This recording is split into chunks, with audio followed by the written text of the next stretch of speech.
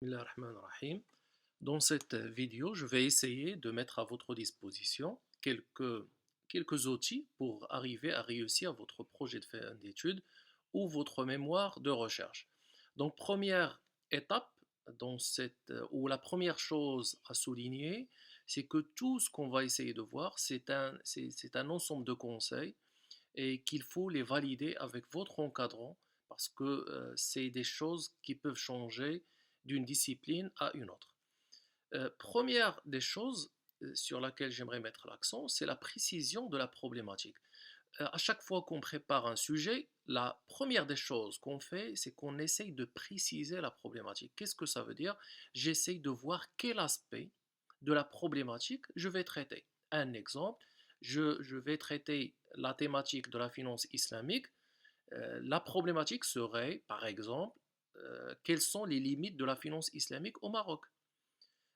Quelles sont les différences entre la finance islamique au Maroc et la finance islamique au Sénégal?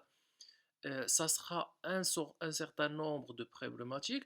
Donc, c'est des questions de recherche sous forme de questions que je dois valider après. On va voir comment la valider, surtout avec votre encadrant, mais ça va vous permettre aussi de valider votre méthode de travail. Soit je pars d'ordre général à ce qui est spécifique, ou je pars de ce qui est théorique à ce qui est pratique. Tout ça, on peut le voir après dans les prochaines vidéos. Donc, deuxième élément, pour arriver à valider votre problématique, il faut essayer de faire une recherche préliminaire à travers la lecture des articles scientifiques en relation avec la thématique. Je vais vous montrer après comment. Deuxième chose, j'essaye de voir ces articles et voir les points communs ou les chapitres qui se répètent. Donc les points ou les questions qui se répètent au niveau de ces articles. Et on va voir un exemple. Et ça va nous permettre de garder ou de changer la problématique parce qu'il est bien de changer la problématique si j'arrive pas à trouver des articles en relation avec la thématique qui ne vont pas me permettre d'avancer dans mes recherches. Ça va me permettre, donc lorsque je vais avoir plusieurs points communs, je peux les dispatcher sous forme de parties, donc partie théorique, partie pratique, ou je peux les préparer sous forme de chapitres. Tout ça, il est possible de valider avec l'encadrant. Le plus important, c'est d'avoir une logique, un fil conducteur. Je vais traiter au départ l'historique du concept, après je vais voir la définition, après je vais voir... Donc tout ça, il faut avoir une logique et cette logique vous permettra d'avancer très rapidement.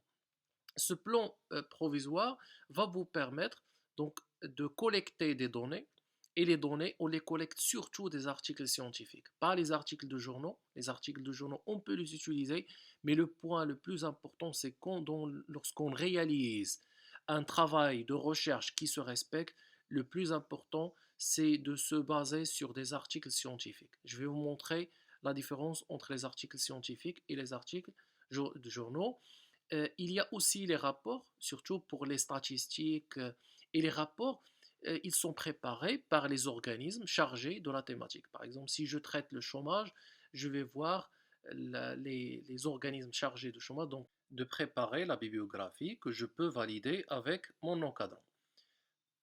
Cinquième étape, je peux commencer donc la rédaction, puisque j'ai les articles scientifiques sur lesquels je me base, je peux commencer à créer un fichier Word avec les parties du plan et j'ajoute les passages ou les statistiques pour chaque aspect. Ça veut dire, si je traite les définitions, ou là, je pars la partie définition, à chaque fois que je trouve une définition, je peux la mettre déjà dans le fichier Word, comme ça je peux collecter le maximum de définitions que je peux utiliser après en essayant d'ajouter les notes de bas de page et je vais vous montrer comment. Et ensuite essayer de revoir le style. Bon, tout ça viendra après parce que dès que j'aurai la matière que je peux utiliser, je peux la redéfinir, je peux la revoir pour préparer donc mon projet de fin d'études avec mon style personnel. Là, pour répondre à la question des articles scientifiques et la différence avec les articles de journaux surtout, euh, pour faciliter la tâche, il faut utiliser la base de données googlescholar.com. Donc c'est scholar.google.com et vous cherchez votre thématique. Par exemple, si je traite le marketing territorial, ou la finance islamique, je vais juste rechercher et ça va me permettre d'avoir le maximum d'articles scientifiques sur le sujet. Donc, si je prends par exemple le cas de la finance islamique, j'aurai des dizaines, des centaines ou des milliers d'articles. Donc là, 33 000 articles. Et je peux les télécharger. Donc là, par exemple, ce fichier, je peux le télécharger ici en cliquant. Je peux télécharger le PDF et l'utiliser.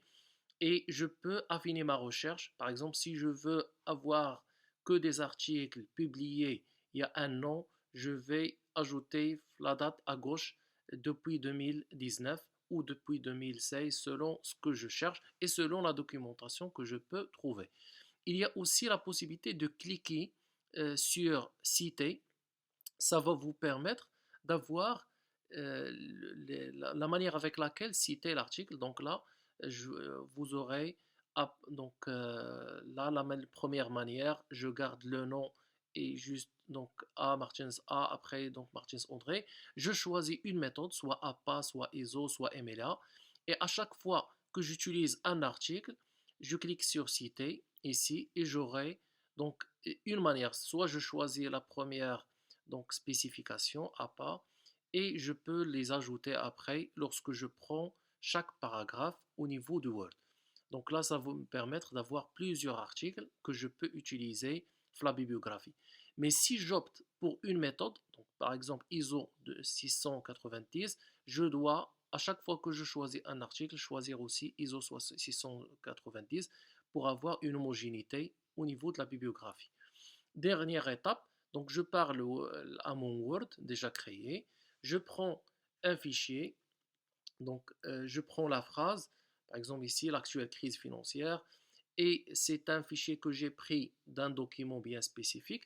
Je clique sur Word, sur référence en haut, et je clique après sur insérer une autre bas de page, et je mets donc la souris, le cursus sur avant le point que j'ai pris la phrase, et je clique sur insérer une note de bas de page et ça va me donner donc des notes de bas de page numérotées comme l'exemple suivant. Donc c'est automatique, ça va vous permettre de réduire le temps et ça va montrer l'effort que vous avez réalisé.